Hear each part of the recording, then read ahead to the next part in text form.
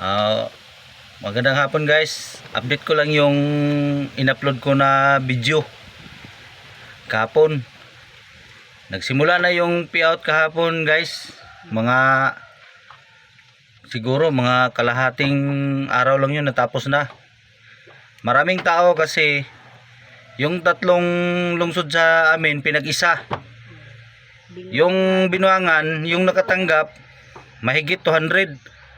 Kasama na yung mga motor single at saka yung mga tricycle. At sa Kinugitan din, Lungsod Kinugitan.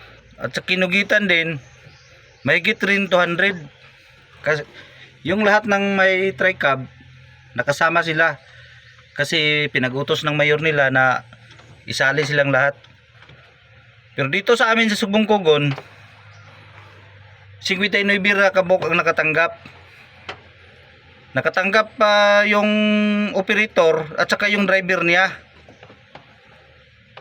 Tapos kami, maraming may permit hindi nakatanggap.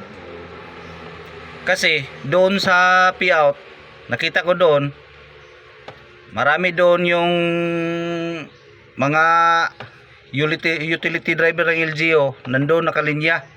Iwan ko kung anong ginawa nila doon. Kaya nagulat ako bakit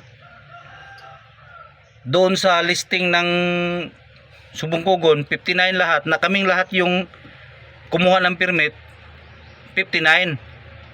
So sakto lang sa may permit yung 59. Bakit yung 59 hindi lahat nakatanggap yung may permit? Kasi may ibang tao na gumamit sa permit namin, nagpakilalang yun ang driver. Yun ang ginawa nila, yung mga ghost driver. Na ngayon, kaninang umaga, nagkuan sila ng naglista daw kasi sabi may second batch. Sinong inuuto nila? Anong second batch?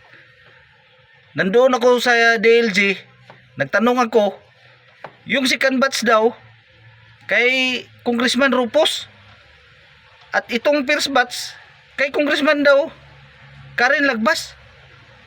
O bakit sa distrito ni Karen hindi na ayudahan yung lahat? Mahigit kami dito guys, aabot siguro kami dito ng 300, mahigit 300. Tapos 59 lang nabigyan. Tapos sinabi nila ng second batch mayroon daw si Congressman Rupos. Ano naman gagawin ni Congressman Rupos dito? Hindi nga na ni Congressman Karen, at tapos tatawag ka ni Congressman Rupos.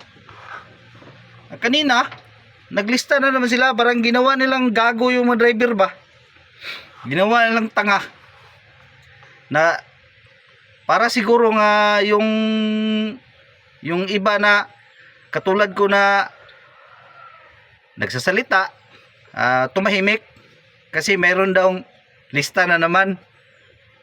Bakit sila maglilista? Yung driver nga dito pinili lang nila, tapos mayroon daw pangalawang lista. Sinong inuuto nila? Ang kapal ng mukha. Parang pinaikot lang yung mga driver. Sana kung sino yung kumuha sa yung nagpakilalang driver sa permit namin, sana mabusog yun ma'am. Yung nilista mo, sana mabusog yun. Sana rin maging mitsa yun na magiging cancer sa tiyan niya. Hayop kayo. Sus, ginamit niyo yung mga permit ng iba para lang yung sa iba, yung driver license kinuha ninyo, tapos yung ibang driver license yan, yun ang ipinalit ninyo. Kawawa yung katulad namin. Kaya yung mga sinasabi na yung mga second batch, wala, para lang tumahimik yung iba. Pero ang totoo, wala. Ginawa lang tayong mga katawa-tawa. Nandyan ba yung presidente namin? Hoy president, sana magkausap na tayo. Yung yung membership ko, yung monthly due ko, isauli mo, baka yung ibayad ko sa iyo, yung i-black eye ko sa mata mo.